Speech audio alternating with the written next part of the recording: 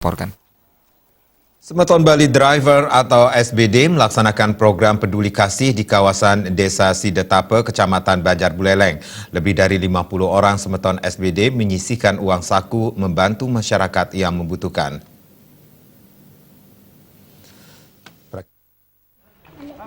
Desa Sidetapa, Kecamatan Banjar, dipilih atas persetujuan anggota SBD yang tersebar di seluruh Bali.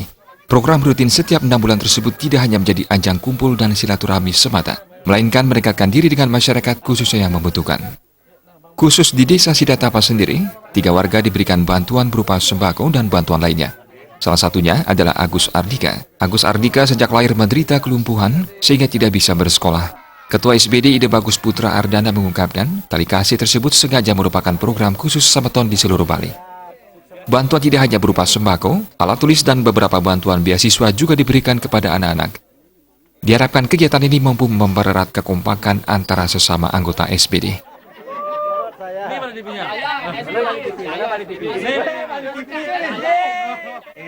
Sekarang pada hari ini kita menyerahkan tali kasih daripada acara kita.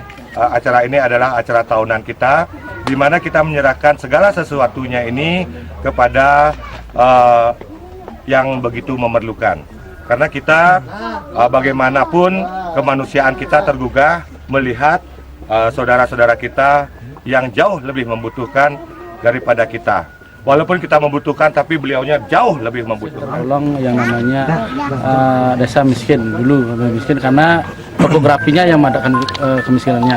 Kami banyak mengucapkan terima kasih, mudah-mudahan dari semeton Bali Driver ini suka-sukanya membantu kami di di Desa Sidetapa.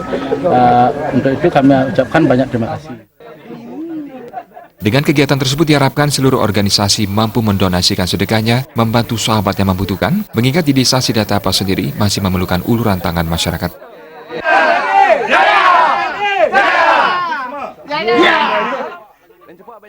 Komang Yuda.